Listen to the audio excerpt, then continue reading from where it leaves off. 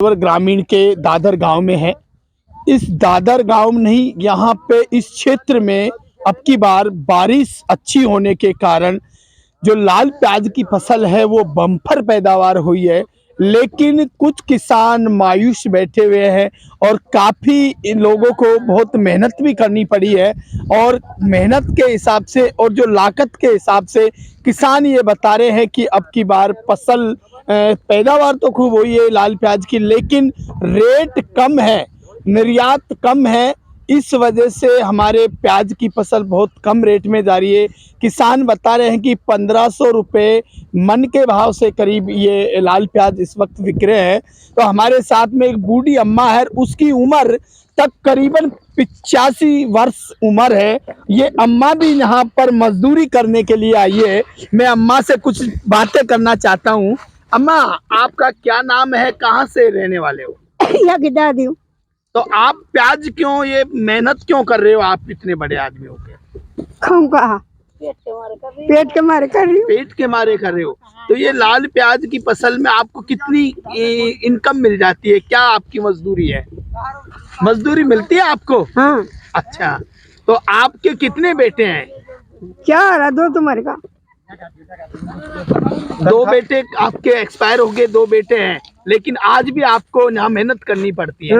हमारे साथ में दूसरे किसान भी है, उनसे हम अभी बात करना चाहते हैं। जो ये हमारी बूढ़ी अम्मा कुछ और कहना चाहती है। अम्मा, बताएंगे क्या समस्या है? तू बता। आपकी पेंशन नहीं मिलती है क्या? पेंशन न हारी। कितने दिन से पेंशन नहीं आ रही? 4 महीने हो गए। 4 महीना होगा, इसलिए तो मजदूरी करनी पड़ेगी। एक्सीडेंट होगी, डॉक्टर पैसा मांगे, कहाँ से तू मजदूरी ना करूँ तो। इस अम्मा का कहना है कि मेरी 4 महीने से पेंशन नहीं आ रही है और पेंशन के लिए इन्होंने दरखास्त लगाई है। इनकी पेंशन आनी चाहिए और ये मेहनत मजदूरी करके अपना पेट पालन कर रही है।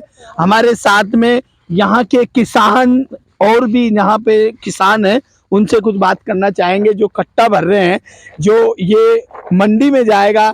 जी सर, बताएंगे आप जो ये इतनी मेहनत कर रहे हैं, क्या फसल की पैदा कैसे हुई है इसके लिए? सर फसल तो आपके ठीक है, लेकिन भाव जो मतलब मिल रहा था ना, वो भाव नहीं मिल रहा। क्या भाव मिलना चाहिए? भाव तो कम से कम 2000-2500 रुपये मन तो होना चाहिए। हाँ, 50, 60, 55 हजार को खर्चा आ जाए एक बीघा में।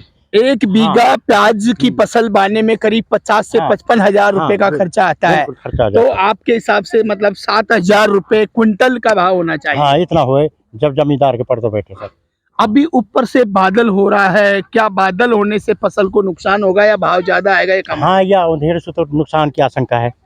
हाँ, ये जो भेड़ियों आवे ना, धोड़ी लावे प्याज में, या से ज्यादा लगना की उम्मीद है।